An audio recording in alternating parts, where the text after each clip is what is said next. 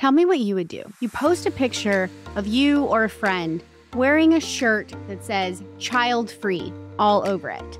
And then someone who you know is a parent comments and says, "Oh my gosh, I love that shirt.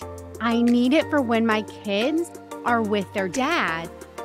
Hey, welcome to Unapologetically Childfree.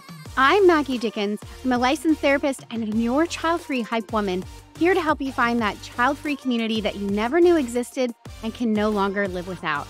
Today, we're talking about how amazing the child-free community is, so much so that parents like to dress up, pretend, and cosplay their way into the child-free space. Oh, you heard me. And we're going to get into exactly what I mean in a little bit. First, let's set the stage.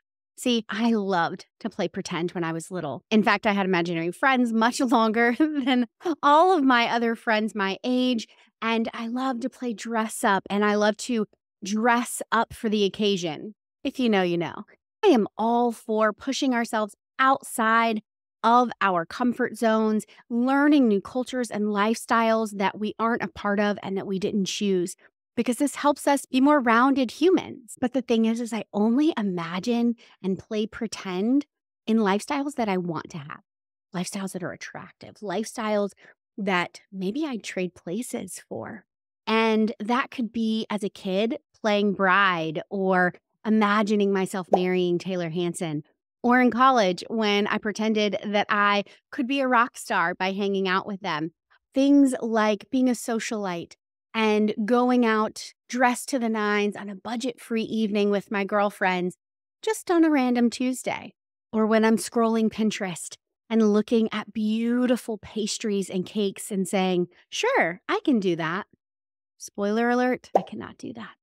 See, the thing about pretend and imagination land that makes it so fun is because we're trying on all of these different lives that we want, that bring out parts of ourselves that we don't get to acknowledge very often. And this is why I'm thoroughly confused and downright irritated to see parents pretending to be child-free people. And I'm sure you've seen it. We all have. The parents who come into the comments of child-free content talking about, oh, I remember what it was like to be child-free. Or the group of moms who are going out for a night on the town as if it's 2005, using the hashtag child-free, even though they spend the bulk of the evening talking about their lives as moms and their children. Yes, hello? Or the content creators who are wanting to capitalize on the child-free community that is getting bigger and louder online and using child-free content like the bingos and using hashtags like Dink and Sync in order to amass a following and AKA make money. And it's jarring. It's jarring when we see people who talk about the joys of parenthood coming over into our space and wanting to pretend as if they belong here too. Because for those of us that have been child-free for quite a while, it feels the same when these people online are coming into our space and then just leaving whenever they want, coming in and leaving, coming in and leaving. It feels the same way as when our friends start having kids and the relationship strains because there's that divide that parents somehow don't see really does impact the relationship. And it really just shows that they don't get it. Just like I have no idea how to fit into the life of a socialite or a pastry chef. It's also really frustrating. I mean, sure, it is validating our choices to be child-free and our knowledge that our community and our lifestyle is amazing. But it's also annoying because it validates the myths and the misconceptions and the misunderstandings that the world has about the child-free community.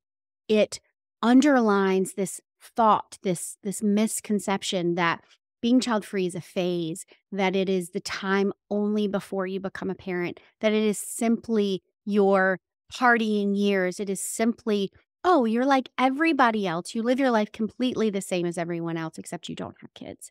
And all of those things are inaccurate. And as I'm talking, I'm actually starting to really struggle with understanding how parents can sit on this fence between saying, my purpose is being a parent and I have the most fulfillment in being a parent and the best part of my life is being a parent, and also glorifying and glamorizing the child-free community and the times where they are pretending to be someone who never wanted kids. And it reminds me of how when someone goes from a pre-parent into parenthood, how there's almost this immediate switch where they believe that they have become an expert on adulthood and they have become an expert on how to navigate life, that somehow they have become the most important person in the room, that we need to pay attention to whatever a parent says because somehow they now have all of this knowledge about adulthood that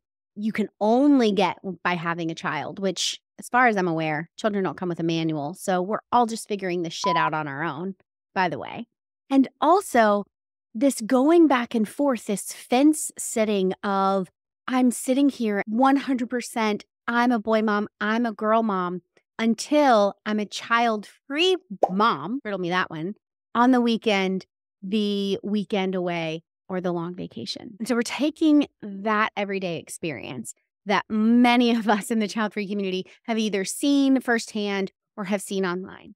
And we compound that with what we're starting to see with content creators who are free parents, and they are using child-free information, lifestyle as content for their own channels and their own platforms. And the social media content creators are the biggest cosplayers of them all. So pre-parents, people who want to have kids but they haven't had them yet, are online using the child-free community to make money. And I'm starting to see this more and more. And frankly, I'm quite pissed off about it. And I'm going to talk about two primary examples that have happened recently. I'm not calling anybody out specifically. Please don't do so in the comments because it's not about these people in particular. It's a theme that we're starting to see more and more of. Okay. And so I'm going to talk about why this is so detrimental to the child-free community. First, there are the content creators who are using the experiences of the child-free, primarily child-free bingos, that we experience that are frustrating and that are hurtful in order to create comedic and entertaining content. And I am here for it if you're child-free. Instead, doing this, creating a huge following of child-free people being like, oh my gosh, yes, that's what it's like with my in-laws, or oh man, I remember having to have that conversation, or oh, no one really gets it. This is exactly what it is, right? Creating that relationship of you get it, you get me. And then they put out a pregnancy announcement. And here they go, off out of the child-free community, leaving us in the same way that our friends previously would leave the friendship when they would have kids. And they're leaving after creating a massive platform of child-free people that have helped them with sponsorships and paid content, helping their financial bottom line by duping and taking advantage of the child-free community. And another example are those that are a little bit less brazen than that first example. And this is the example of a couple or an individual who are using hashtags that aren't explicitly child-free, however, they're part of our community. Things like dink and sink. And creating that same platform, that same relationship with child-free people by normalizing, hey, this is what a child-free, double income, no kids couple does on a weekend or a random Thursday. And it just feels so nice to not have that infantilization or that perpetual party myth continuing out there on the internet. It's like, yeah, we sit and we watch TV, we make tacos.